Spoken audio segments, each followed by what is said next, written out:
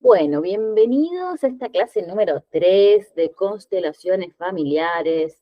Hoy vamos a hablar un poquito de los órdenes del amor, ¿sí? Bueno, igual, primeramente les voy a dejar un videíto, sí, les voy a compartir un videíto, ¿sí? Para que puedan verlo, en donde va a explicar más o menos qué son los órdenes del amor, más simplificado, y luego vamos a empezar a profundizar, ¿sí? Vamos a empezar a profundizar en estos tres órdenes que, bueno, Bert Hellinger consideraba importantes, ¿sí? Eh, pero bueno, primeramente, antes de empezar con los órdenes del amor, va a estar el video, luego vamos a hablar un poquito de qué es el amor, ¿sí? De qué, a qué condiciona el amor, qué es lo que hace el amor, ¿sí? Y luego vamos a ir hasta estas órdenes del amor, ¿sí? Vamos a ir escalando poco a poco en el amor, ¿sí? Así que bueno, los dejo con el videito, espero que les guste y enseguida continuamos. En este video te voy a hablar de cuáles son los órdenes del amor y cómo identificarlos. Primeramente, ¿qué son los órdenes del amor? Bert Hellinger, que es el descubridor o el creador de las constelaciones familiares, él durante sus observaciones de estar viendo terapias y de estar haciendo terapias, se dio cuenta que en el sistema familiar ocurrían una serie de cosas que aparentemente se repetían en las diferentes familias, a lo que él llamó a estas observaciones los órdenes del amor. A grandes rasgos esto es, estos órdenes causan conflictos en las familias cuando están en desorden. ¿Qué quiere decir? Por ejemplo, el primer orden que él encontró fue el de pertenencia, que dice que todo aquel que nace en la familia pertenece a la familia. Así, a grandes rasgos, parecía ser algo obvio, que si yo nazco en una familia, pertenezco a esa familia. Pero sucede que muchas veces, por alguna circunstancia, un miembro de la familia, por sus acciones o por lo que sea, es olvidado de forma consciente y a veces hasta de forma inconsciente. ¿Qué quiere decir esto? Que es olvidado, o sea que no se habla de él, no se menciona, no se dice nada a las generaciones futuras. Entonces es excluido, que esta es la palabra que se utiliza en constelaciones familiares, que es un excluido. Luego entonces, un miembro de la familia, un posterior o uno que viene de la siguiente generación, sentirá que no está viviendo su vida, sentirá que algo ocurre en él que no le pertenece, que quiere decir que, que este inconsciente colectivo está buscando la manera de ordenarse nuevamente y busca la manera de que el sistema o el miembro de la familia miren a ese excluido. Una vez que este excluido es mirado y vuelto a integrar al sistema familiar, parece o pareciera que empiezan a ocurrir cosas en la familia, que todo empieza a obtener un orden y una calma que no había antes de que ocurriera ese hecho. El siguiente orden es el de prioridad, que quiere decir que los anteriores tienen prioridad sobre los posteriores. Una vez más, esto pareciera algo muy sencillo y muy lógico, pero no siempre es así. Resulta que muchas veces algún miembro de la familia no se siente en el lugar que le corresponde. Por decirlo así, a veces los hijos quieren ponerse en el lugar de los padres y esto ocasiona problemas tanto en la vida de los padres como de los hijos. Muchas otras veces los hermanos menores quieren ponerse en el lugar de los hermanos mayores y eso también ocasiona problemas. Que ojo, aquí importante aclarar, no tiene nada que ver con las capacidades de las personas. Tal vez el hijo menor tiene más recursos internos, tiene más capacidades y tiene más oportunidades en la vida y entonces él es eh, superior, por así decirlo de alguna manera, a sus demás hermanos. Pero eso no quiere decir que está tratando de ocupar el lugar de sus hermanos, que es completamente diferente. Entonces, el quererse poner en el lugar del hermano mayor es ahí donde está el problema, o que quiera ponerse en el lugar de sus padres, ¿no? Tomar el papel de papá o tomar el papel de mamá, que tampoco le corresponde al hijo menor o a los otros hijos o a los hermanos menores. Es un tema un poco complejo que ya iremos trabajando y hablándolo durante los próximos videos. Este video simplemente es explicarle los órdenes del amor de la forma más sencilla, más compacta, y que todos podamos comprender a grandes rasgos qué son y cómo observarlos. El siguiente orden que encontró Bert Hellinger es el de dar y recibir. ¿Qué quiere decir? Que debe de haber un equilibrio entre lo que doy y lo que recibo. Un ejemplo muy burdo y que tal vez que vamos a comprender todos es en una relación de pareja. Generalmente en una relación de pareja hay uno de las partes que da más, que quiere decir que es el que está más atento, el que busca que no haya conflictos, el que está buscando la manera de que la relación funcione. Y en cambio el otro solamente está esperando a ver qué recibe, a ver qué le dan. No sé si me explico, también es un tema complejo las relaciones de pareja y este tema de dar y recibir también es algo muy complejo. Generalmente todos estamos acostumbrados más a estar dando, a ayudar a otras personas, pero cuando nos quieren ayudar generalmente nos causa conflicto el querer recibir esa ayuda. Bien, a grandes rasgos, eso es lo que son los órdenes del amor, que es el de pertenencia, el de prioridad y el de dar y recibir.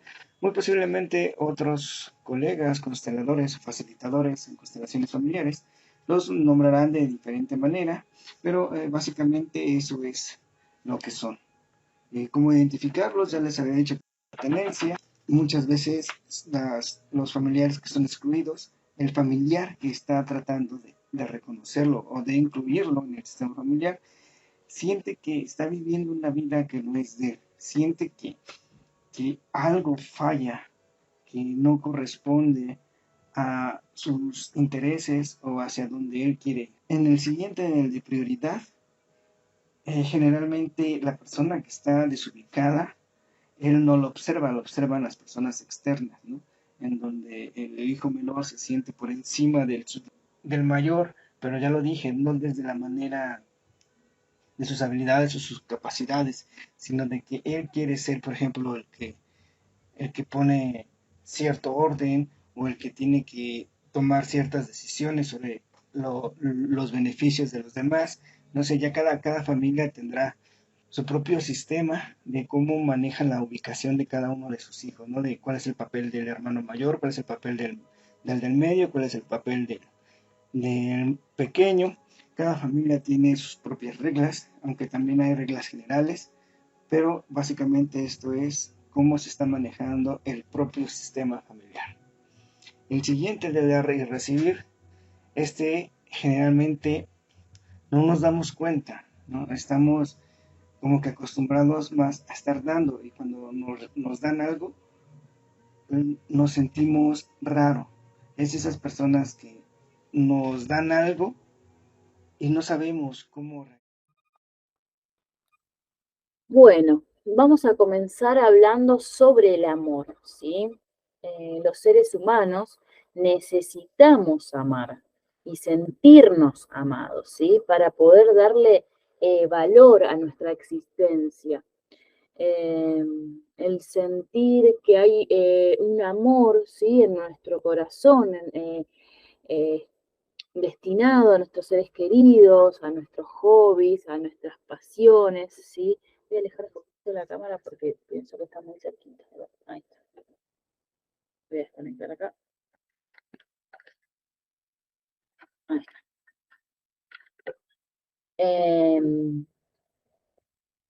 Ahí está. Como les decía, este amor, ¿sí? Destinado a lo que querramos, ¿no? Como nuestros seres queridos, los hobbies, nuestras pasiones, el sentir también que recibimos ese amor de otras personas, por vínculos, ¿no? Que sean importantes para nosotros. Esto provoca en nuestro interior, ¿sí? Que nos sintamos, que experimentemos, ¿sí? Que nuestra vida tiene un sentido, que nuestra vida tiene un valor. Y por supuesto, a partir de ese sentimiento de amor, nos sentimos, ¿no? Motivados, como para para vivir, para crecer, para progresar, para relacionarnos, ¿no? Para desarrollarnos como seres humanos. Así que el sentido de la vida, ¿sí? El valor que le damos al hecho de estar vivos, ¿sí? A nuestra propia vida, está muy conectado, ¿no? Con nuestra propia capacidad, ¿no? De sentir amor, de sentir el amor que podamos proyectar hacia los demás, hacia la vida en general, hacia nuestras pasiones, hacia cualquier cosa, persona o elemento que nos motive interiormente y sentir que también somos esa fuente de motivación para otras personas, que nos quieran, que nos amen y que nos tienen muy presente en su vida.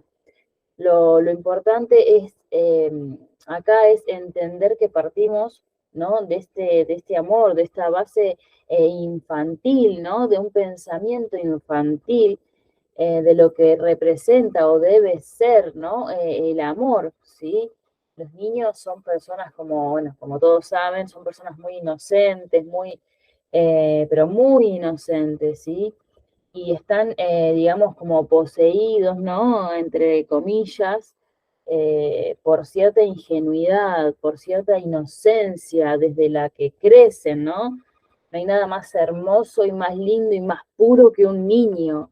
Son hermosos, son para mí es algo que nada, ¿no? Como que el nene es así, de esa manera tan lindo, tan puro, tan genuino.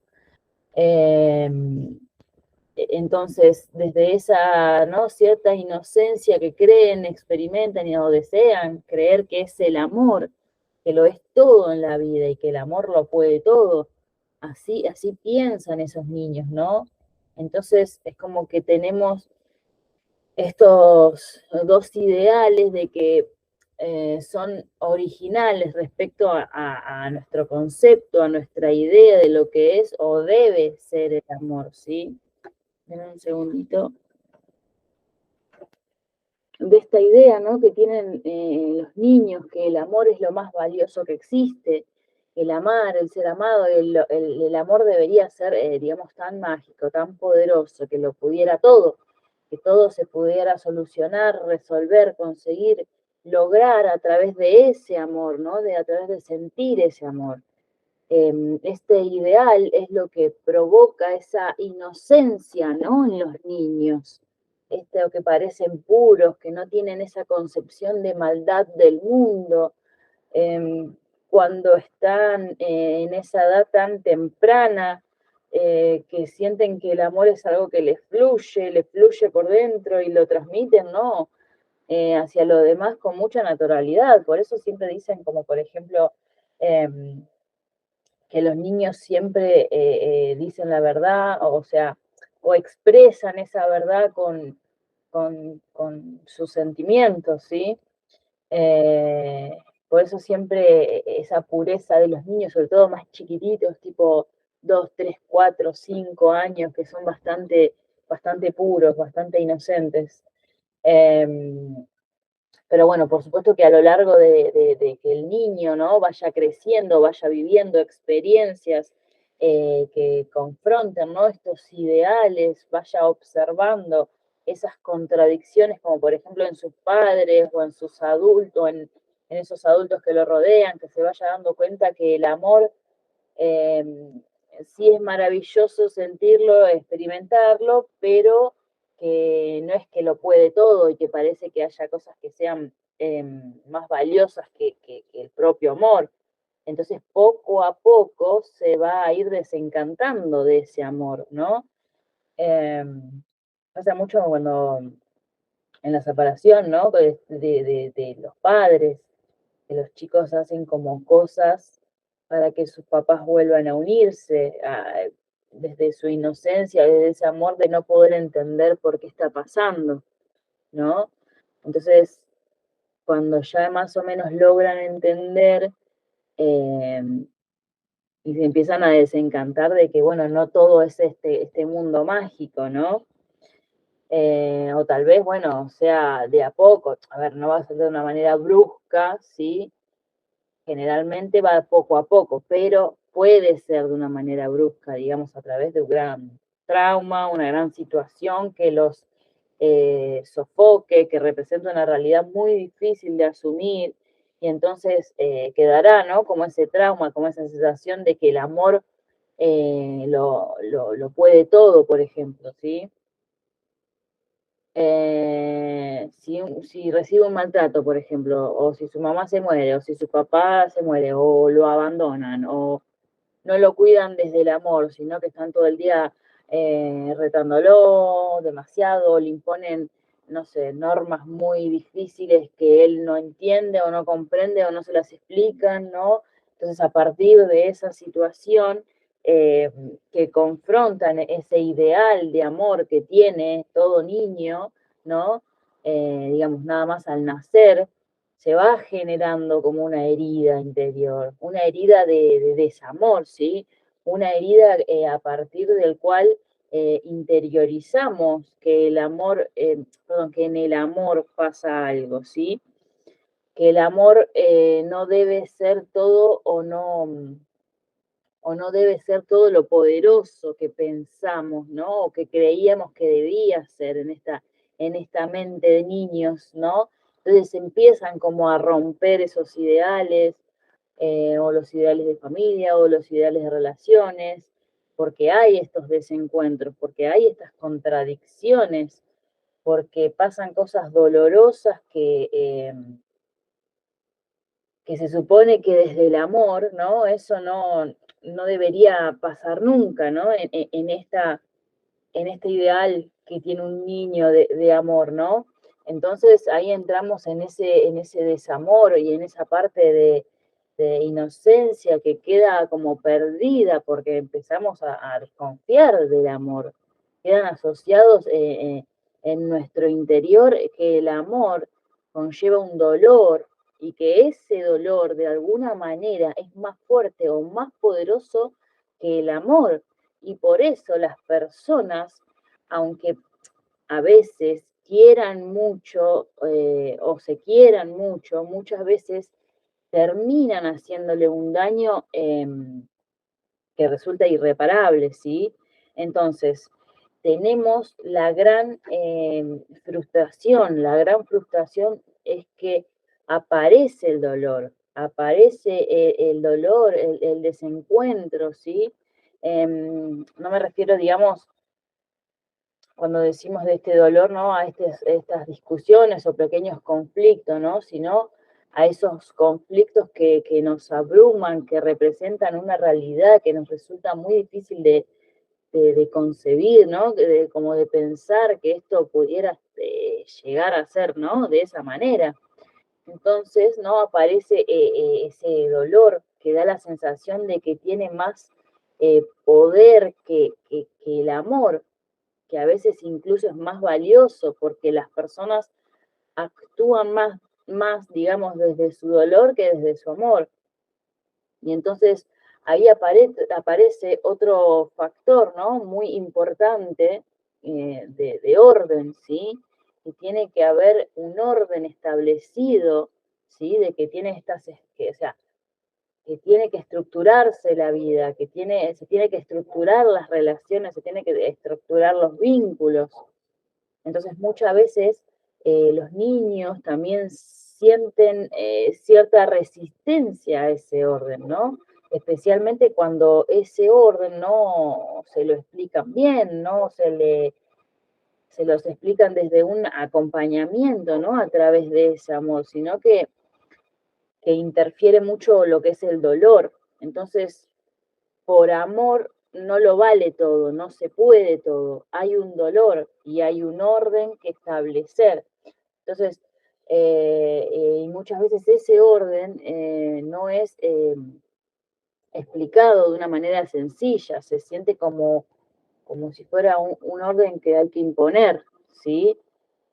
Como que te impongo a través del amor, vendría a ser como de esa manera, como que nuestro amor ya no puede ser libre, ya no puede fluir de manera natural, sino que tenemos que adoptarlo a la lógica de una familia, a la lógica de una sociedad, de una cultura y de todo aquello que nos sentimos que el amor, perdón, hace que el amor no pierda esa magia, pierda esa fuerza y se convierte en algo más básico, como más carente, como más, ¿no?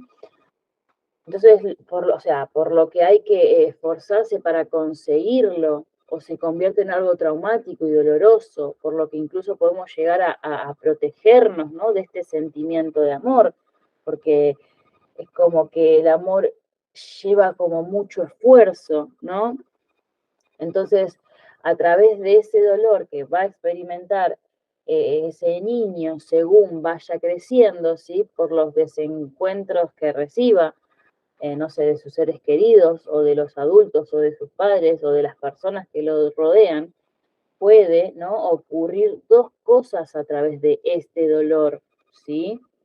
Puede ser que una parte de ese dolor o casi todo él, digamos, quede como negado, como, o sea, como que niega ese dolor, como que el dolor no existe, va a ser un niño que va a esconder su propio dolor, ¿no? Para poder seguir siendo o mostrándose de una forma inocente, de esa forma ingenua, de esa forma como mágica, ¿no? Para seguir bloqueando que está pasando esto y seguir, bueno, no pasa nada, estoy bien, no vi nada, ¿no? Una cosa así. Entonces, hay niños que niegan el dolor, que niegan esas situaciones, que lo confrontan para mantenerse en esa, ¿no? Inocencia. Entonces, esto provoca que luego ese niño, según vaya creciendo, según vaya, ¿no?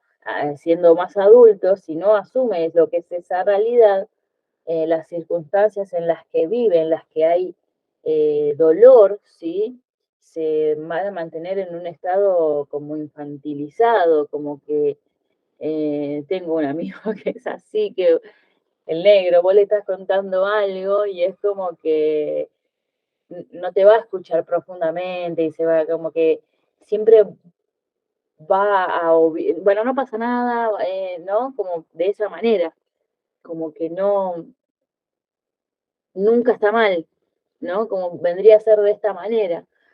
Entonces un adulto que más que un adulto va a parecer como ese niño, como que es súper optimista, como que está todo bien, no todo es maravilloso, como que no me quiero, no va a pasar nada, listo, chau, sigo, paso la hoja, eh, y me quedó un renglón, ¿no? Para decir toda una parte para escribir, pero como tengo que escribir cosas malas, la paso, ¿no? Como un ejemplo medio tonto. Pero bueno, a través de eso uno va sospechando que hay algo que no cuadra en esa felicidad, como que esa felicidad no va a ser genuina. En el caso de mi amigo, por ejemplo, yo le pregunto si en algún momento o sea, le pasa algo, lo que sea, pero él nunca cuenta nada, así que es muy, muy difícil llegar a él. Lo que sí es un amigo allá, pum para arriba, que te levanta terriblemente, pero bueno, hay algo atrás de toda esa, como, ¿no? Felicidad. Entonces es como esta felicidad sobreactuada para que esa persona eh, esconda detrás de esa magia, ¿no? Esa magia que ya queda como sobreactuada detrás de toda esa inocencia, ¿no? Que se resiste a abandonar, entonces queda escondido su dolor, queda escondido todo lo que no le cuadra, ¿no? Al respecto de lo que es el amor, que todo lo puede, o el amor que sea más valioso, ¿no? Y luego hay otra tendencia, otro patrón, ¿no? Que podemos realizar a partir del dolor, es generar eh, una identidad con ellos. O sea, es como que si agarramos ese dolor y lo incorporamos a nuestro ser, a nuestra manera de comprendernos, a nosotros mismos y de comprender el mundo. Este mecanismo provoca una tendencia a hacerse la víctima, ¿no? A quedar victimizados ante las situaciones que nos han confrontado y que representemos, ¿no? Como un rol en ello. soy la víctima de tal situación, soy la víctima de tal persona, soy la víctima de mi familia, soy la víctima de la sociedad, soy la víctima de la vida, soy la víctima de todo aquello que yo considere, ¿no? Que me ha provocado este dolor tan grande en mi corazón. Entonces, si quedamos muy identificados con este dolor, este dolor forma parte ya de nuestra personalidad. Entonces desarrollamos estos roles de víctima ante aquellas personas o circunstancias que nos pasen, ¿no? Otra tendencia también suele ser la contraria, victimizarse, ¿no? Sino que es culpabilizarse ante aquello que no, digamos, que no me victimizo, tal vez me culpo, ¿sí? Entonces, ahí vemos que muchos niños tienen esa tendencia de culparse, de que son culpa suya, pero si lo hicieran así, si no lo hicieran así, si no sea, no sé, no se culparan, ¿no? Pasarían a sentirse víctimas si no se culparan. Entonces, o se hacen las víctimas o son culpables de todo. Entonces, a veces, ¿no? Un niño para mantener el ideal de sus padres, para seguir manteniendo idealizados, ¿no? A esos seres queridos, siente que cuando ellos hacen algo o que rompen, ¿no? Esta lógica en su mente, ¿no? De este amor que es lo más valioso, que el amor lo puede todo, ¿no?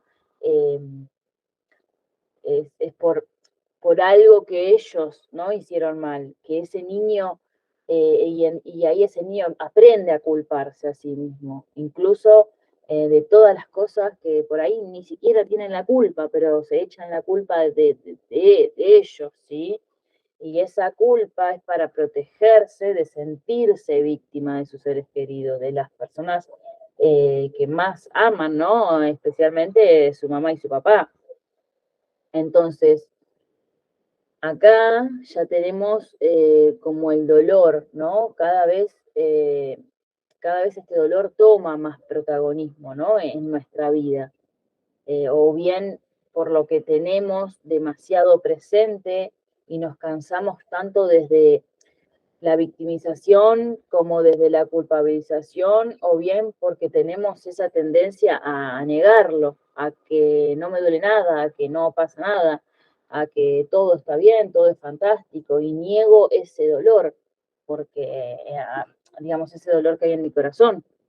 Esta negación puede parecer de manera superficial, que hace que la persona resulte, ¿no? La más feliz, la más contenta, la más, ¿no? Pero interiormente tiene una lucha interna que oculta. Y a quien, o sea, esta lucha internamente con lo que es la realidad que está viviendo, con sus propias heridas, porque no asume, ¿no? Una soledad, una gran soledad consigo mismo, entonces se desconecta de su propio ser para no sentir dolor, ¿sí?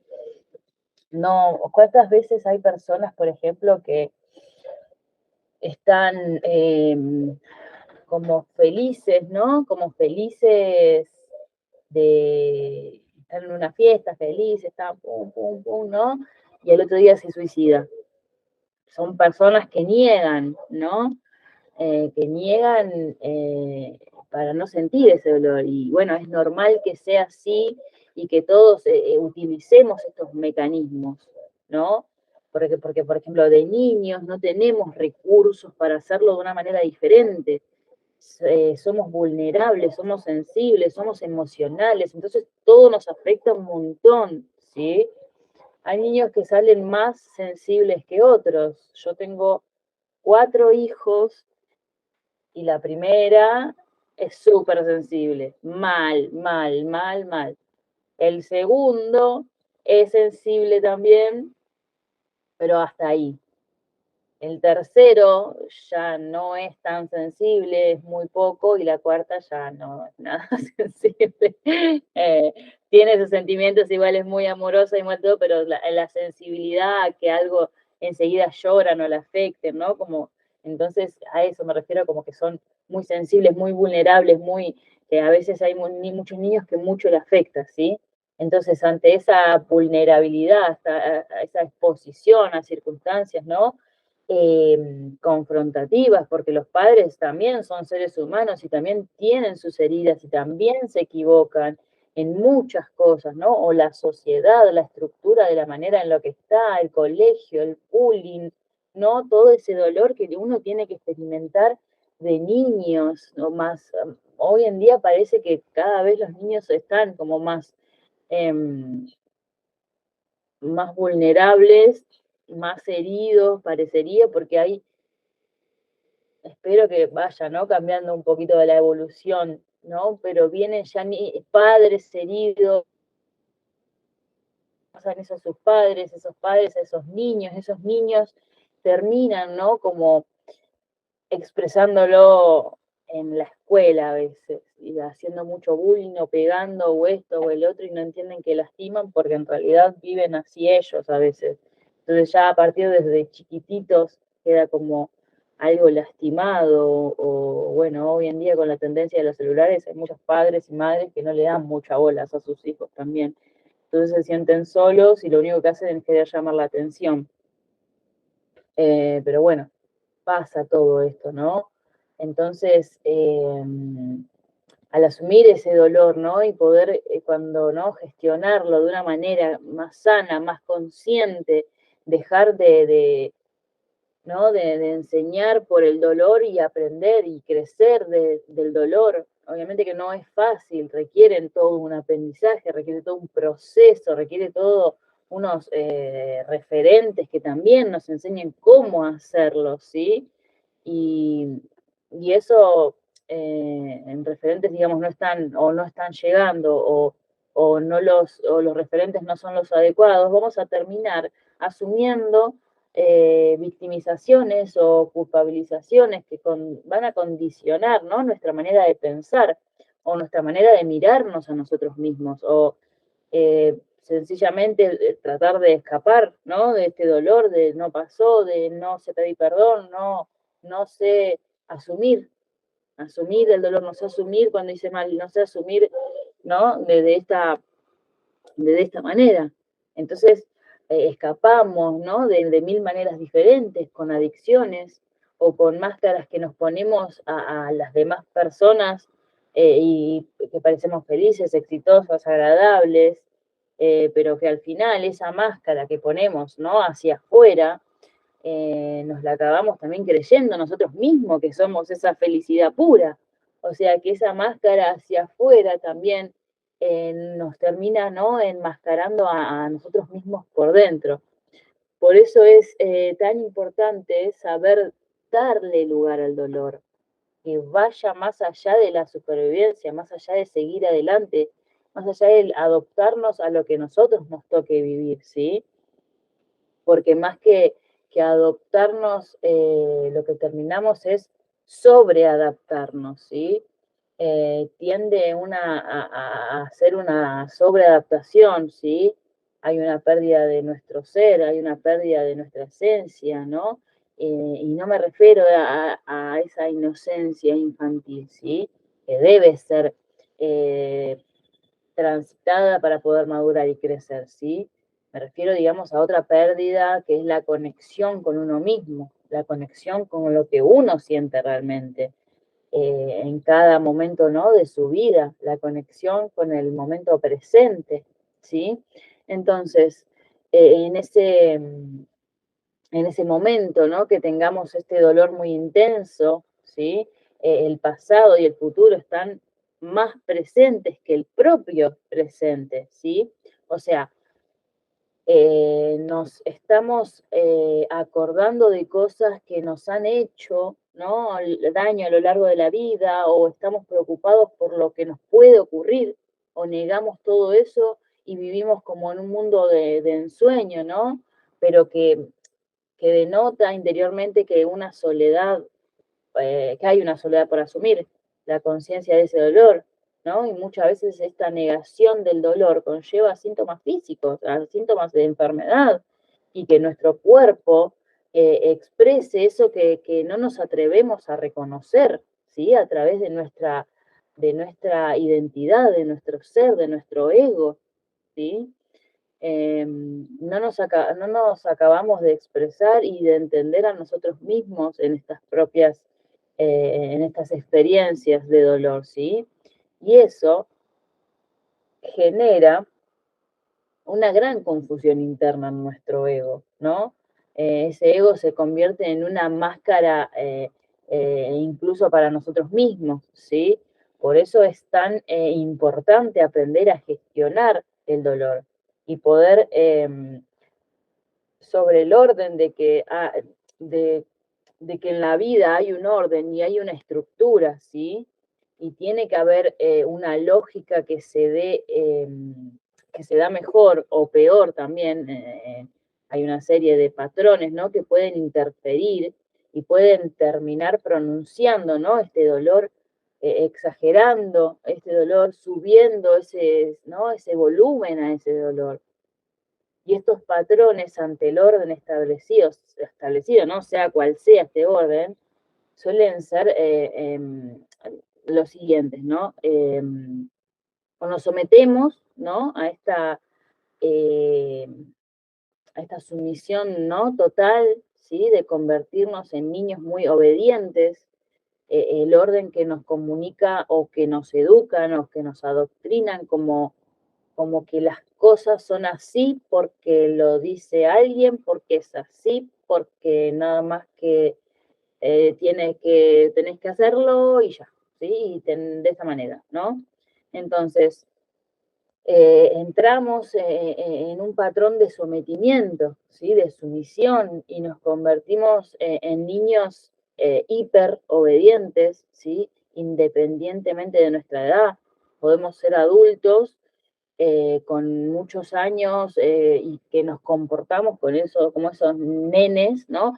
Obedientes, sin cuestionar, hace esto bueno, hago esto, está bien, ¿no? Aquellos que creemos que no tenemos derecho a cuestionar, es solo sí y listo, o porque no lo hemos creído tanto para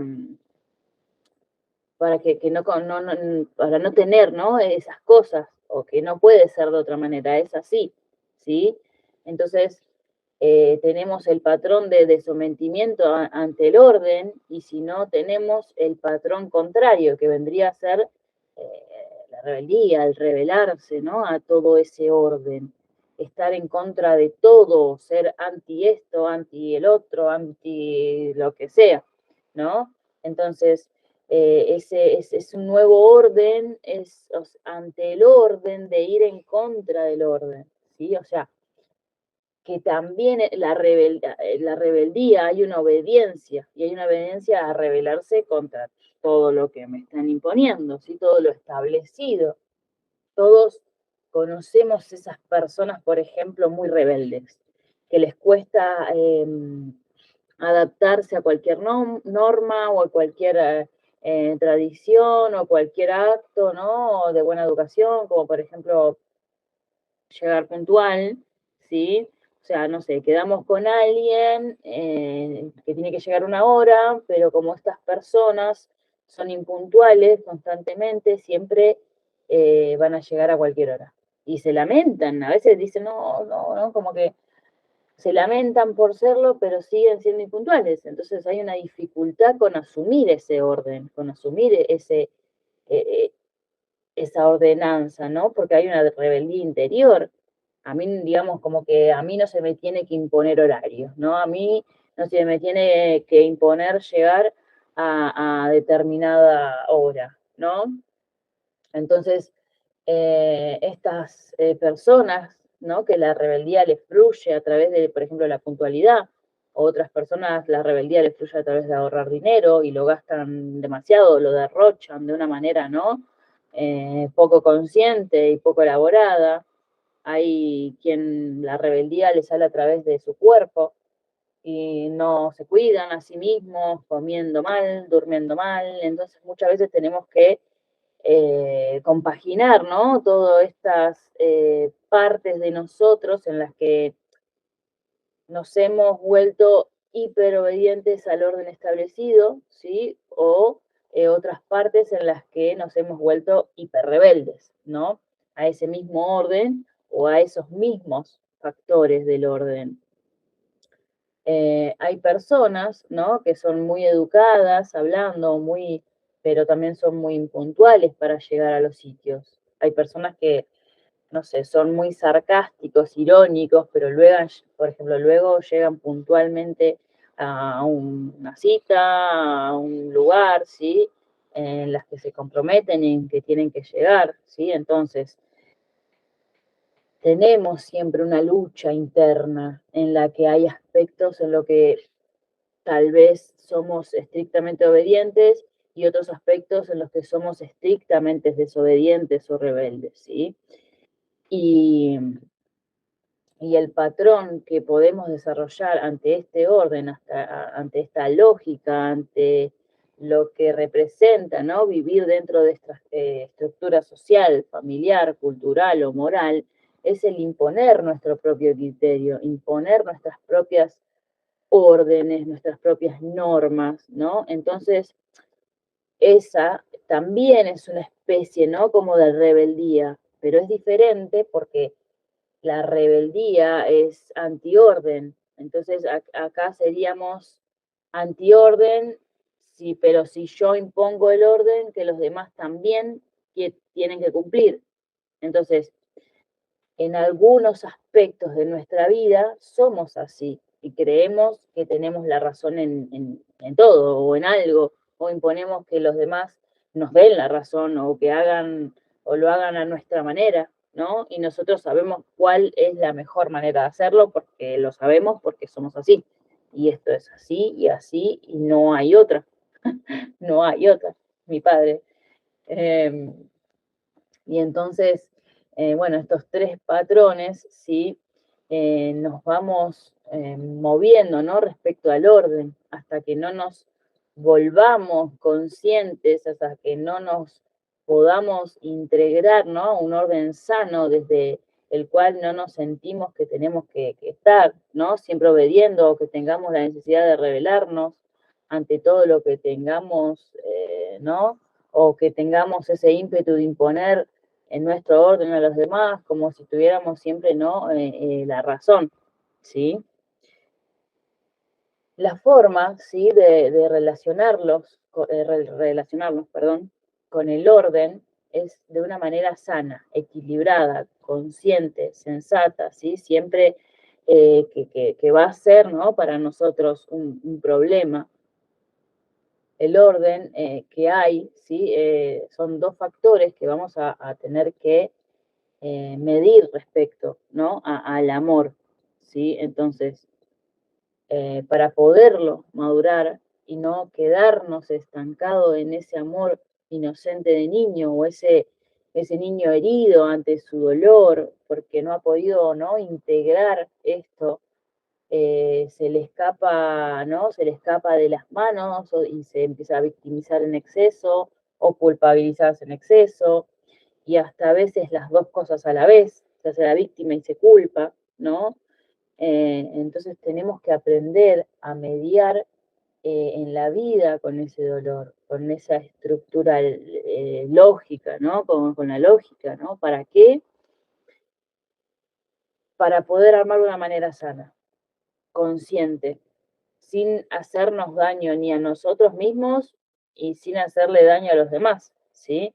Entonces, desde esta construcción de ego, que ya lo habíamos tratado, el tema del ego, los seres humanos, a partir de todo esto que nos sucede respecto al dolor, respecto al orden, ¿sí?, construimos este ego de amor, este ego de comprensión, construimos una identidad y este ego se va a fundamentar, ¿no?, en dos aspectos respecto a este amor, ¿no? Respecto a si todavía no ha sido madurado o no ha sido elaborado o no ha sido concientizado o no ha generado esta adultez respecto a ese amor, en el que todavía permanecemos como niños a pesar de tener, ¿no?, esta edad avanzada. Van a haber dos tendencias, una de necesidad de obtenerlo, ¿sí?, de que es algo que tengo que hacer para que me quieran, o es algo que tengo que hacer para que me amen. Puede que eso tenga que hacer, ¿no? O sea, directamente de mandar amor, o sea, demandar amor, ¿no? No, exigirlo a los que lo demás, ¿no? Como niño, como un niño consentido, porque los niños son de exigirte amor, pero ya cuando sos más adulto hay algo que no está bien, ¿no? Hay algo que, abrazo, por ejemplo, mi hija, siempre antes de dormir, mamá, abrazame, mamá, vente a acostar conmigo, mamá, dame un beso, déjame abrazarte, ¿no? Mi hija, la más chiquitita, es así. Ese demandar amor está bien a su edad, pero ya cuando somos adultos, ¿no? Y, y empiezan con su pareja o con sus hijos, ay, abrazame, ay, decime tal cosa, ay, yo quiero que me estés todo el tiempo abrazando, besando, mimando, ¿no? Hay algo que ahí eh, no está bien. Entonces, puede que esforzarse, ¿no? Para que alguien lo quiera, también puede ser esos patrones, para complacer a los demás, para que estén contentos conmigo, ¿sí? Dándole más valor a la felicidad de los demás, ¿sí? Que a su propia felicidad. Entonces, o piensan cómo lo hago para obtener, ¿no? Ese amor de los demás, porque ya no me basta con ser un niño inocente, tierno, ya hay algo que a los adultos se le empieza a exigir al respecto, a no ser que no puedan desarrollarse esa adultez, no sé, por alguna enfermedad o por alguna, ¿no? Enfermedad mental o lo que fuera, por alguna razón biológica, ¿no? Como lo que tengo que hacer para obtener ese amor. Entonces, vendría a ser de esa manera, ¿no? Y luego, otro factor, ¿sí? Es protegerse. El amor está muy bien sentirlo, pero el amor también duele. El amor duele, nuestros seres queridos se mueren o nos traicionan o nos tratan mal, a veces nos cumplen, ¿no? Con nuestras expectativas como niños. Entonces muchas veces vivimos protegiéndonos del amor. Nos protegemos de amar demasiado, porque esa conexión entre amor y dolor eh, ha quedado tan unida, tan fusionada, que para nosotros se ha convertido en lo mismo, ¿sí? Entonces, amar es igual a sufrir, y cuando sentimos que amar es igual a sufrir, la única cosa que podemos hacer para protegernos de ese sufrimiento es protegernos del amor, ¿sí? Cuando venimos heridos. Por ejemplo, yo amaba tanto a mi mamá y mi mamá me abandonó. Yo amaba tanto a mi papá y mi papá, no sé, se murió. Y cómo voy a estar sintiendo amor? Porque si yo siento amor voy a sufrir, ¿no? De esa manera sería. Entonces, terminamos siendo personas esquivas, evasivas, no queremos establecer vínculos. Si hay alguien que no nos quiere o que, perdón, si hay alguien que nos quiere o que se interesa de verdad por nosotros, vamos a huir de esa situación en vez de profundizar la relación. O solamente somos capaces de tener relaciones superficiales, ¿sí? Y por dentro no nos sentimos solos, o ni siquiera podemos tener relaciones superficiales y sencillamente nos aislamos, nos quedamos solos y cada vez más solos, ¿sí? Eh, Nuestro ego es todo aquello que hemos hecho para poder conseguir y obtener ese amor, y que ahora eh, parece ser que como adultos que somos, ¿no? Tenemos que hacer algo para conseguirlo, y de a veces, no desde el adulto, sino desde un niño consentido que lo exige y lo demanda, ¿sí?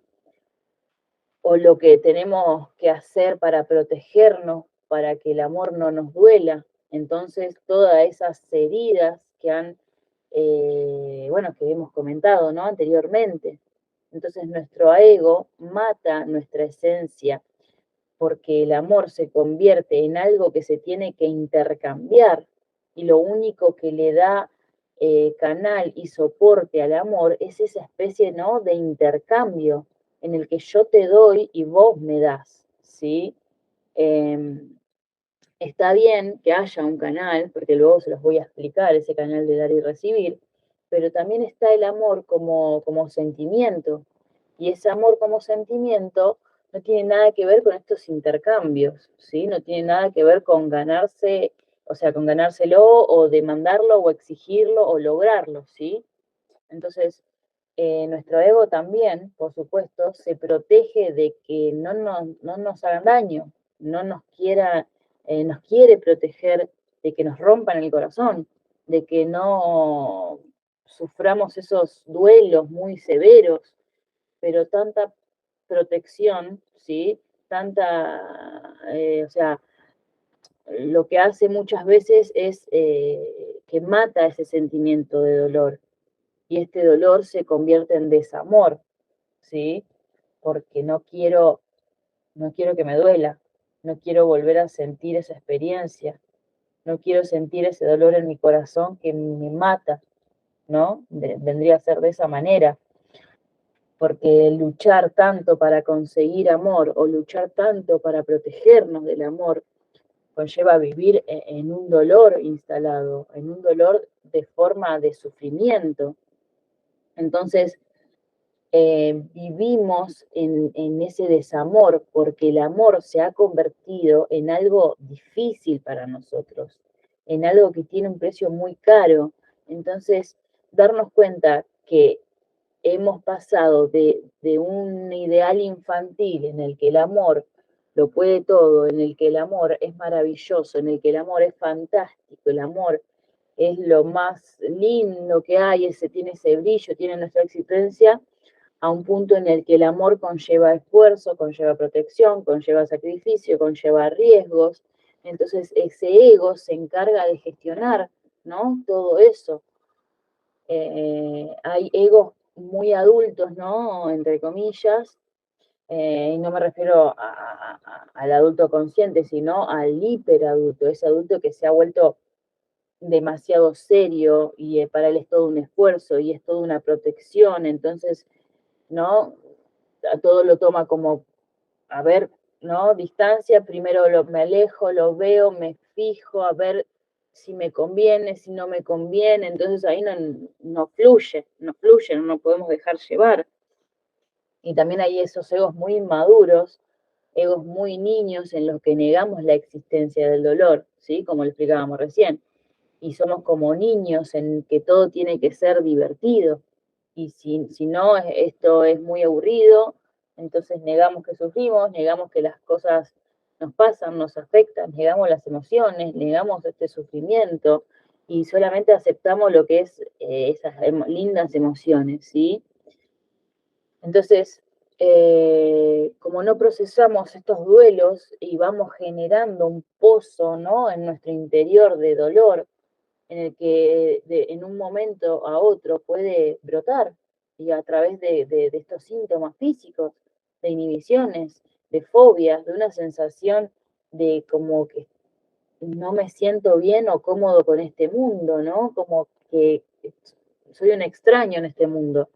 Entonces, hay personas que parecen que están fantásticas, felices, y de repente los ves en una depresión tremenda y decís, ¿qué pasó? ¿Qué le pasó a este chico? No sé, si yo a mi amigo, por ejemplo, que sé que esconde algo atrás de dolor y yo igual respeto absoluto sus formas, no me voy a meter, se lo pregunté una o dos veces, él no quiere hablar, entonces es respetable, en algún momento se va a abrir, quizás. Pero si yo lo veo a mi amigo y digo, un día para el otro, súper depresivo, no voy a poder lograr entender en mi mente, ¿no? O sea, me va a costar decir, ¿qué te pasó? ¿No? De esa manera. Pero bueno, decís, si vos eras súper optimista, el más optimista del mundo, y como que de repente, ¿no?, brotó todo esto, porque, bueno, escondía todos estos mismos, ¿no?, sentimientos durante tanto tiempo, Entonces este dolor que había quedado, ¿no?, aplastado, negado o escondido, brotó, ¿no?, de esta manera. Entonces, el dolor es que, digamos, ¿qué es el dolor? El dolor es eso que nos duele, lo que nos dolió amar, porque hay que esforzarse para lograrlo. Y encima tenemos que protegernos para no necesitarlo tanto, para no ser tan dependientes de ese amor. Y hay quienes viven más en la búsqueda del amor y hay quienes viven más en la búsqueda en la protección del amor. Entonces, quien se protege mucho del amor, muchas veces decide dejar de amar a las personas y empezar a amar objetos, empezar a amar ideales, ya no ama personas. Es una persona que ama más a su coche, por ejemplo, que a sus hijos o a que su pareja, y que le importa más, por ejemplo, su trabajo que las relaciones con sus amigos o disfrutar de su propia familia. Hay personas que se obsesionan con algo que, no sé, de otro ser humano para poder desconectarse, ¿no?, de otros seres humanos. Su obsesión con el físico, su obsesión con el dinero, se obsesionan con el éxito, eh, esconden toda esa adicción se esconden en esa adicción para vivir sin tener que esforzarse por amor ni por protegerse y solamente están pendientes de la sustancia a la que sean adictos, ¿sí? Entonces, perdón. Sobre el orden acá juega, ¿no?, un papel importante, porque según establezcamos, ¿no?, o mejor dicho, vayamos construyendo esa estructura, ¿sí?, que nos hemos ido creando desde este lugar que ha explicado, ¿no?, el someterse, el rebelarse o el imponer su propio orden, ¿sí?, según se vaya encontrando una conexión con un orden que va más allá de lo que nos viene a nivel familiar o social o cultural. Es un orden de vida, ¿sí?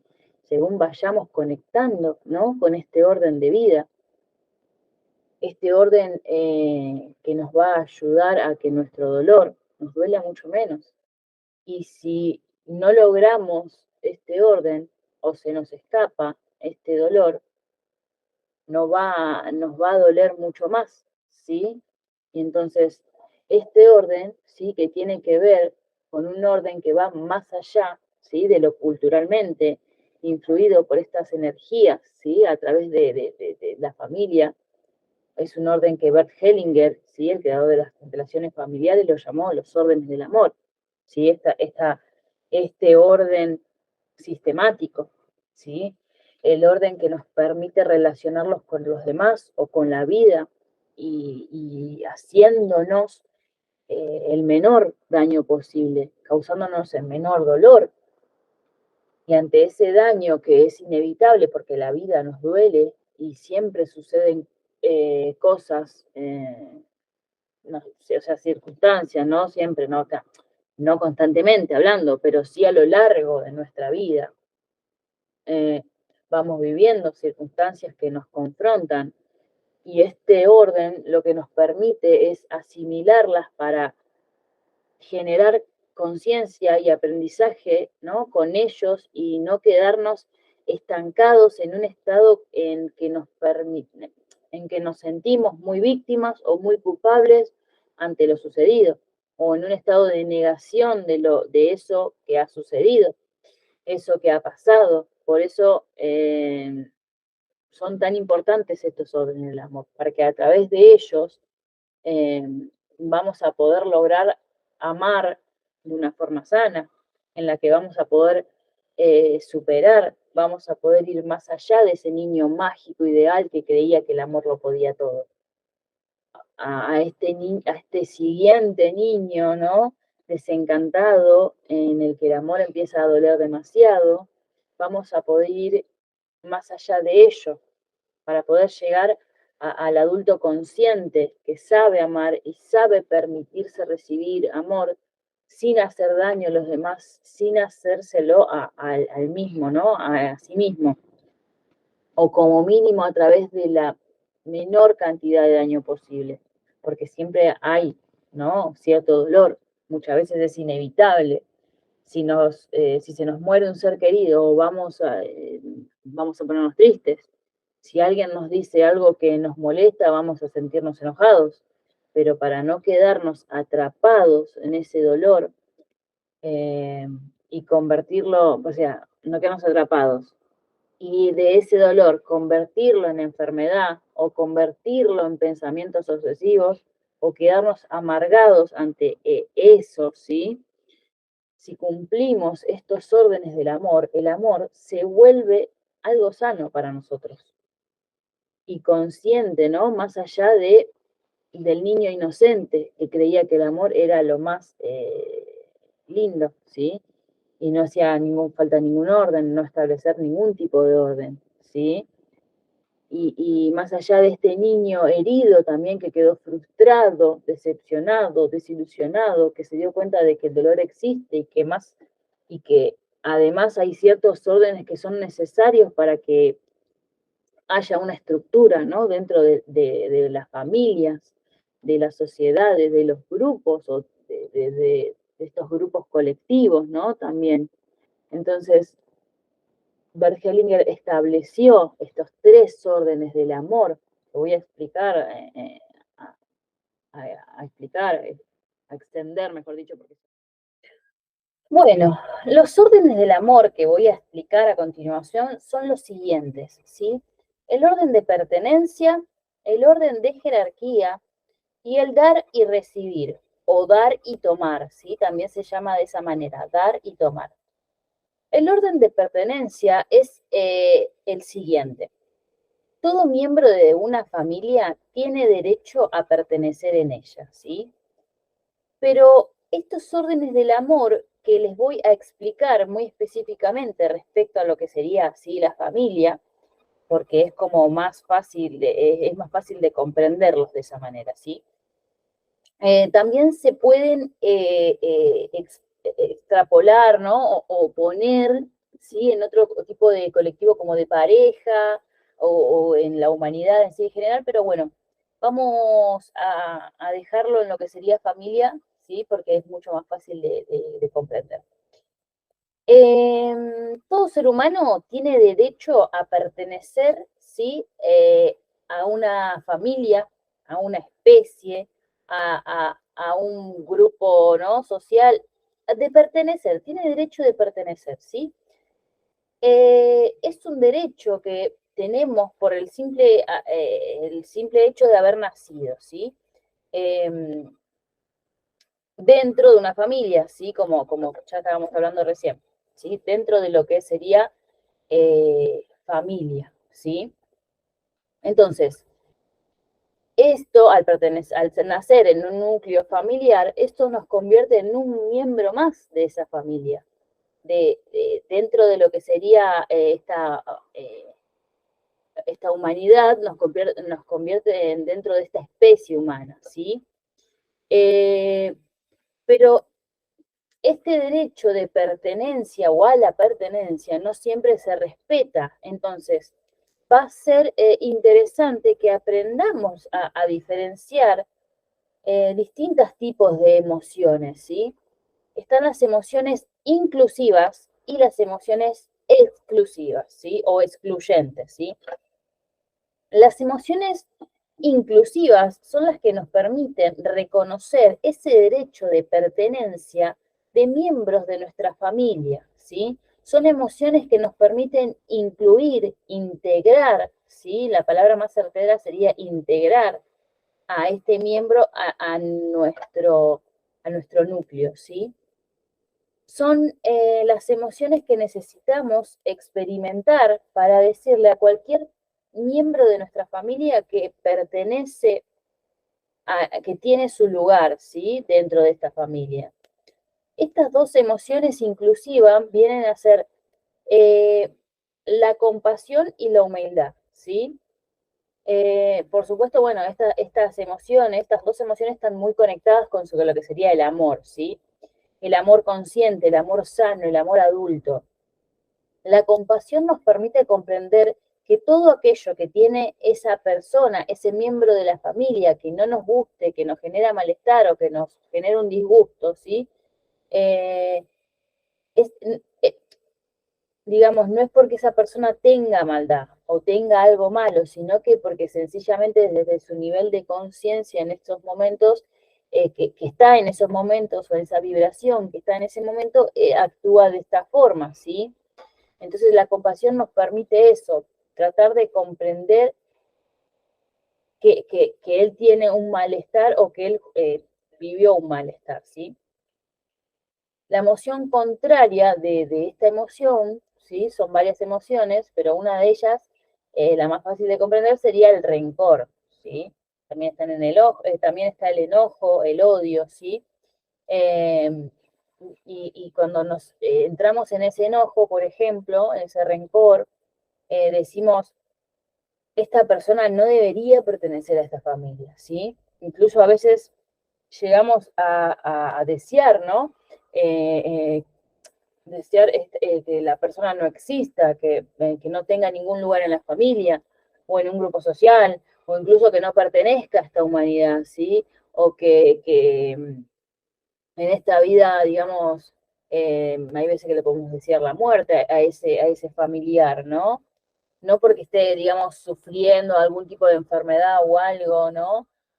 Sino porque lo consideramos malo, lo consideramos malvado, que generó mucho daño a la familia. Entonces ahí no estamos siendo compasivos, ¿sí? Porque desde la compasión comprendemos que las personas actuamos a partir de algo que va más allá del bien y del mal, ¿sí? Actuamos en base de lo que sería el dolor que lleva en su corazón, ¿sí? A raíz también de ese amor, ¿no? Ese amor truncado, ese amor fallido. Pero muchas veces el amor está tan arrinconado en ese corazón, en este actuar, que el dolor es tan denso, tan poderoso, que las personas actúan desde ese dolor. Entonces, hacen daño a otros seres humanos o hacen daño a miembros de la familia, ¿sí? Eh, entonces, la compasión es esa emoción que nos va a permitir poder mirar, ¿no? Con estos, como si tuviéramos, ¿no? Unos rayos X de esa persona, digamos, para poder percibir ese dolor, ¿sí? Y desde ahí sentir esa compasión para no excluirla, para no quitarle su lugar, para no dejar de reconocer su lugar, ¿sí? Y la otra emoción inclusiva es la humildad, ¿sí? Desde la humildad yo no me creo ni mejor ni peor que nadie. No hay nadie que sea superior o inferior a otro ser humano. No hay ningún miembro de la familia que sea superior o inferior a otro ser humano. Entonces, desde la compasión aceptamos que toda persona de nuestra familia pertenece, ¿sí? A esta familia, ¿no? Independientemente del daño que sea capaz de ocasionarnos, ¿sí?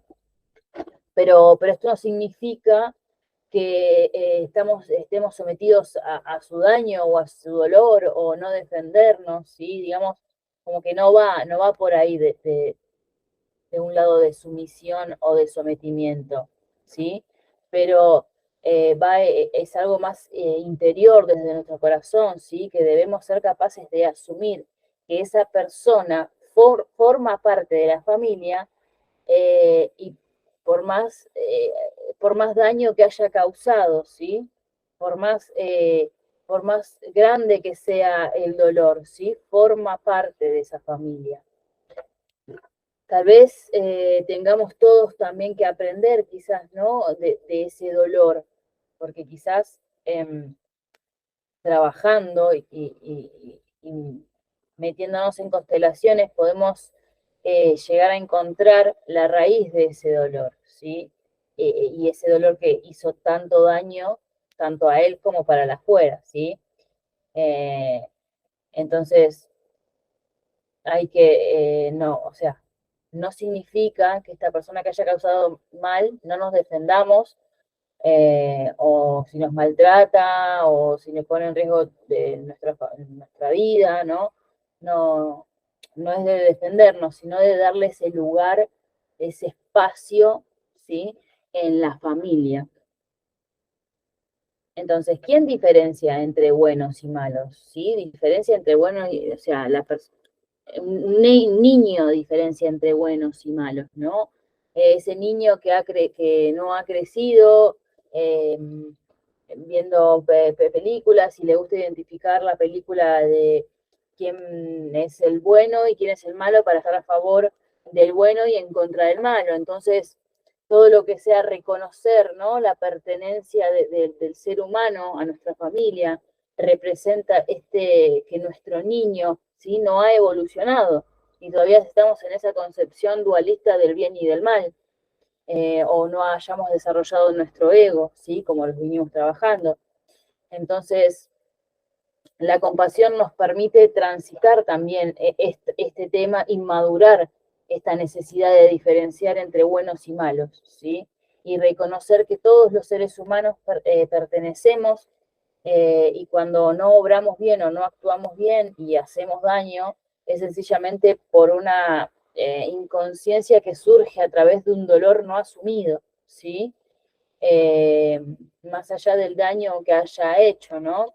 Este dolor no asumido puede que sea de la propia experiencia personal, de la persona de lo que ha vivido a lo largo de su vida, de sus traumas, o puede ser un dolor que ni siquiera tenga que ver con su historia personal y tenga que ver más con la relación, como dije antes, ¿no?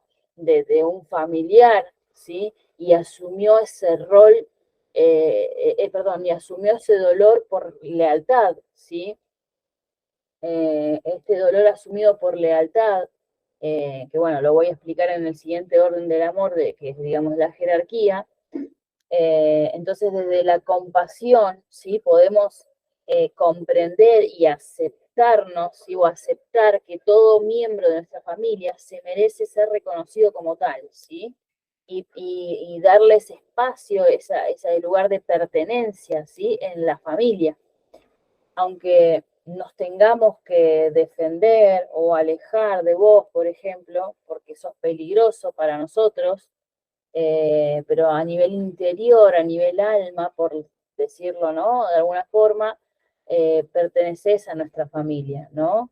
Porque naciste en ella, entonces esto se lo pueden, ¿no? Como que se lo pueden decir a un tío, a un abuelo, a un padre, a un hijo, un hermano, una hermana, madre, nieto, ¿no? Todo lo que sería el pertenecer a la familia. Y que desde la humildad podemos evitar esa tentación de sentirnos mejores que otros, ¿sí? Por considerarnos más buenas personas o considerarnos inferiores a otros, por no ser tan buenos como esas personas, o por no ser tan útiles, tan eficaces, o que tengamos la capacidad de no, o no tengamos la capacidad de aportar como otros, ¿sí? Porque esto no va a aportar. Por supuesto, es importante intentar aportar en la vida, en constructivo, pero la pertenencia va más allá de lo que uno aporte, ¿sí? O deje de aportar. Tiene que ver con este derecho propio por el hecho de simplemente haber nacido en esa familia. Entonces, las emociones que nos van a permitir sanar todas estas otras emociones son las excluyentes, ¿sí? La compasión y la humildad, ¿sí? Un corazón compasivo, un corazón humilde, no deja, no excluye nada, todo lo acepta, porque todo lo que existe tiene una razón y un sentido, tanto si se entiende como si no se entiende, ¿sí? Por más de que haya hecho o no haya, o por más de que haya hecho algo malo o lo que fuere, yo no lo entiendo, pero lo acepto, ¿sí? No te entiendo la verdad, pero te acepto. Te acepto como parte de mi familia, ¿sí?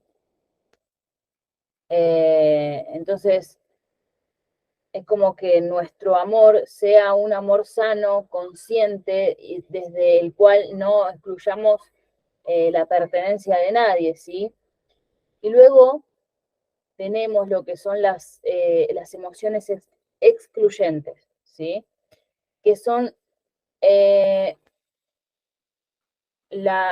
perdón, las voy a enumerar, ¿sí? rencor, idealizar, vergüenza, culpa y miedo, ¿sí? El rencor, que puede que tenga que ver con un enojo, con una rabia, pero que se ha petrificado en el tiempo, como que ha quedado ahí plasmada, ¿no? Entonces, cuando permanecemos enojados por algo que ocurrió en el pasado, vendría a ser eso, ¿no? Ese enojo que quedó ahí. Si me enojo por algo que me está pasando ahora, ¿no? Es un enojo pasajero, ¿no? Como que pasó. Pero si sigo enojado por algo que pasó hace un año, hace 10, hace 20, hace 100 años, no sé, eso ya no es un enojo, eso ya es rencor, que ese resentimiento, ese odio, ¿no? Dependiendo el nivel, la intensidad de esa emoción, ¿no? Es una emoción excluyente ante aquello que guardamos, ante aquella persona que le guardamos rencor, ¿sí? No lo estamos reconociendo de alguna manera su derecho de pertenencia, ¿sí? Es como si fantaseáramos con la idea de que mejor no existiera, de que mejor no tengo ganas de ni verlo, ni que forme parte de la familia, que se vaya, que no sé, no quiero no saber nada, ¿no? Alejarlo lo más posible. Pero, digamos, en realidad hay que alejarse, ¿no? De ciertas personas para poder protegerse o alejarlo del corazón, ¿sí? Entonces, es como en otro nivel más profundo que la realidad del corazón eh, establece, ¿sí? Esta realidad material, ¿sí? Luego pasamos a lo que sería la vergüenza, ¿sí? Si consideramos que algo de nuestra familia es inapropiado, es raro, es extraño, y nos hace como sentir esa vergüenza ajena, como entonces al sentir esa vergüenza ajena lo estamos excluyendo, ¿sí? Estamos, no sé, por ejemplo, me da vergüenza porque tiene otra inclinación sexual. No, la verdad es que con eso me das vergüenza, ¿no? La verdad que, bueno, ahí estamos como excluyendo a esa persona, ¿sí? Después tenemos también la insolencia, ese orgullo, esa arrogancia, ese es todo lo que sentimos que representan creerse mejor o superior que alguien, ¿no? Después tenemos el miedo. Si tenemos miedo ante algo que nos puede hacer daño, por ejemplo, es un miedo, es un miedo sano que nos lleva a protegernos y a cuidarnos, perdón. Pero si es un miedo ante algo que ya pasó y que ya no nos puede hacer daño, entonces es algo está pasando con ese miedo, ¿no? Y ya pasa de ser miedo a ser trauma, ¿sí? Hay personas que tienen miedo, por ejemplo, de familiares que llevan años muertos y no porque no crean que están muertos, sino porque piensan que les va a hacer algo, ¿no? Todavía. Entonces ahí en esas situaciones como que quedó un miedo muy traumatizado o simplemente al escuchar la voz o el nombre, mejor dicho, de ese padre que es el que maltrató o el que los abusó o simplemente al escuchar el nombre o ver la fotografía o algo que les recuerda a esa persona, empiezan a generar ese sentimiento ¿no? de exclusión, de que entonces ojalá no hubiera existido, ¿sí? Esa persona, ojalá no me lo hubiera encontrado jamás, ¿no? Eh, o, entonces yo no sentiría este miedo, ¿sí? Entonces, aunque esté muerto, o aunque viva en otro país, o aunque esté, no sé, lejos, esa persona sigue como teniendo ese miedo sin poder resolver estos traumas, ¿sí? Que han quedado plasmados, petrificados, arraigados, ¿no? Dentro de la persona, ¿sí? Otra emoción de las excluyentes es la idealización. Ay,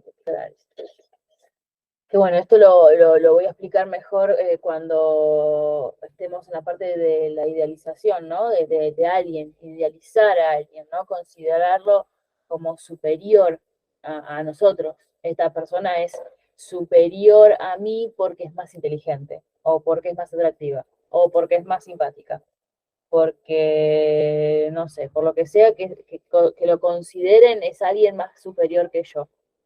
Entonces, eso conlleva a idealizarlo, porque es un plano más consciente, más maduro, ¿no? Entonces, cuando entro en este plano de la madurez, entiendo que nadie es superior a nadie. Entonces, muchas veces nosotros, al no estar conscientes, admiramos tanto a alguien que ya no es admiración, es idealización. Y todo eso conlleva a una exclusión también, ¿sí? Excluyo a esa persona que es tan real como yo y la mitifico o ¿no? La generamos como si fuera un dios, ¿sí? Pero bueno, luego lo voy a explicar mejor progresivamente porque son emociones que es muy importante conocerlas también en profundidad, ¿sí? Luego tenemos la pena, ¿sí? El sentimiento de pena, de tristeza, de nostalgia profunda en una persona que no suelta, ¿sí? Una tristeza que también quedó ahí arraigada, metida. Eh, si se dan cuenta, ¿no? Que estoy hablando de estas emociones que quedan ahí plasmadas en nosotros, que no es algo que se sienta de momento y ya se va, ¿no? Es una situación concreta que quedó ahí, esa emoción que queda ahí dentro y que permanece permanece consciente o inconsciente, pero aunque sea inconsciente, tiene un efecto de exclusión. Entonces eso requiere ser sanado. Sentir pena por alguien es no aceptar su destino, por ejemplo, no aceptar su situación. Y la culpa también es un enojo con nosotros mismos. Es algo que no nos perdonamos, ¿sí? Si yo le hice daño a alguien y me culpo, eso es sano, porque aprendo la lección y no lo voy a volver a hacer. Entonces, sanar desde esa culpa, a través de ese sentimiento de arrepentimiento, es la forma sana de transitar una culpa. Pero si no me basta ese arrepentimiento, arrepintiéndome, me guardo esa culpa para siempre. Y donde hay una culpa que no se sana, con el arrepentimiento se genera una necesidad de autocastigo, ¿sí? Quien se culpa y no le basta con arrepentirse, se castiga, se sabotea, se hace más daño a sí mismo. Y existen infinitas, ¿no? Maneras de hacerse daño a uno mismo. A través de las relaciones de pareja, a través de la relación con el dinero, a través de la relación con la salud o también con su propio cuerpo. Y como bueno, ya hemos explicado varias veces que incluso somos capaces de culparnos a nosotros mismos, ¿sí? De cosas que por ahí no tenemos la culpa. Desde ese niño inocente que prefiere culparse a él que culpar a sus seres queridos, por ejemplo, de sus propias contradicciones, ¿sí? Entonces, como ya les dije, rencor, vergüenza, insolencia, miedo, idealizar, pena, culpa, son emociones que desde las que estamos excluyendo a alguien al completo o una parte, ¿sí? Que tiene que ver con ese ser humano. Entonces, ¿qué pasa si excluimos a alguien o, o a una parte de ese alguien, ¿sí? Donde hay una exclusión.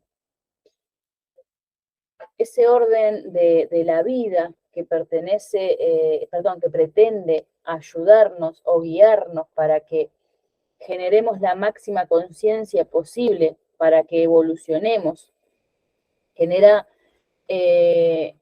consecuencias en nosotros mismos y a veces esas consecuencias van directamente a quienes las excluye y no al excluido, ¿sí? Yo estoy excluyendo a alguien, ¿no? Entonces, a veces esas consecuencias de excluir a alguien no las sufre quien lo excluye, o sea, no lo sufro yo, sino lo sufre mi hijo, ¿no? Entonces, hay consecuencias en esas exclusiones también, ¿sí? Por ejemplo, un hijo, un sobrino, un nieto, un bisnieto lo sufre y lo paga por un antepasado suyo que excluyó a su hermano, ¿no? De esa manera. Pero bueno, eso lo vamos a ver bien cuando trabajemos con la parte de jerarquía, ¿sí? Entonces, todo lo que sea, no sea reconocer o ese sentido de pertenencia en los miembros de la familia, conlleva consecuencias negativas para uno mismo, o para aquellos seres queridos, o para esos seres que son leales a nosotros, ¿sí? Entonces, existen tres tipos de exclusiones, ¿sí? El primer tipo de exclusión es cuando excluimos la totalidad de la persona. Es como si dijéramos, esa persona no debería existir de ninguna forma en la familia, ¿sí? O empezamos a tener esos pensamientos con la idea de que, bueno, ojalá no hubiera conocido a esa persona, ojalá esa persona no hubiera sido mi abuelo, ojalá no hubiera sido mi padre, ojalá mi madre o mi pareja, o ojalá no hubiera sido mi hijo. Cada vez que decimos que esa persona no debería tener nada que ver con nosotros, ¿sí? Cada vez que tenemos ese pensamiento, ahí actúa. Cuando es alguien de nuestra familia o es alguien de nuestros grupos sociales de pertenencia, estamos excluyendo por completo. Es una exclusión total cuando son las emociones que nos provoca exclusiones totales, ¿sí? Muy especialmente el enojo, como le había dicho, el rencor, la rabia. Esa exclusión puede convertirse en puro odio. Todo odio representa excluir a una persona en su totalidad, ¿sí? No deberías de existir o no debería haber tenido esa relación nunca con vos, ¿sí? En ningún punto de mi vida, ¿no? El rencor, eso sería como el rencor en su máxima expresión, ¿sí? Luego también hay rencores más suaves que viene a ser como un resentimiento, ¿sí? Por ejemplo, a mí me gusta siempre, ¿no?, utilizar metáforas o ejemplos. Un resentimiento es cuando guardamos un enojo con una persona por algo que nos hizo, ¿no?, en el pasado y estamos esperando que nos pida esas disculpas, ¿sí?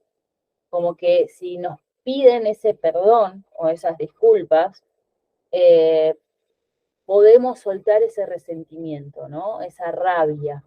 Entonces viene la persona, me dice, no, discúlpame,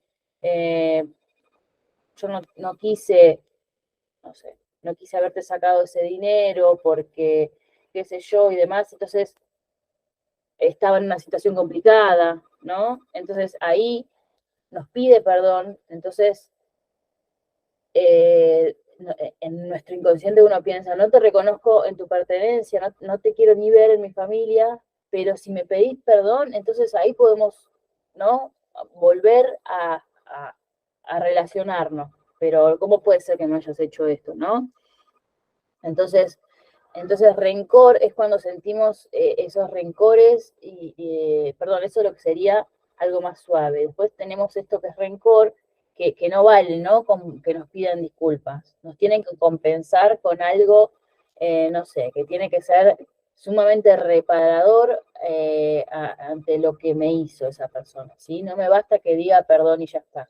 Me tiene que compensar de alguna manera, ¿sí?, ofreciéndome algo, haciendo algo por mí o haciendo algo por otros seres humanos, ¿no?, que tal vez yo quiera que haga, ¿no?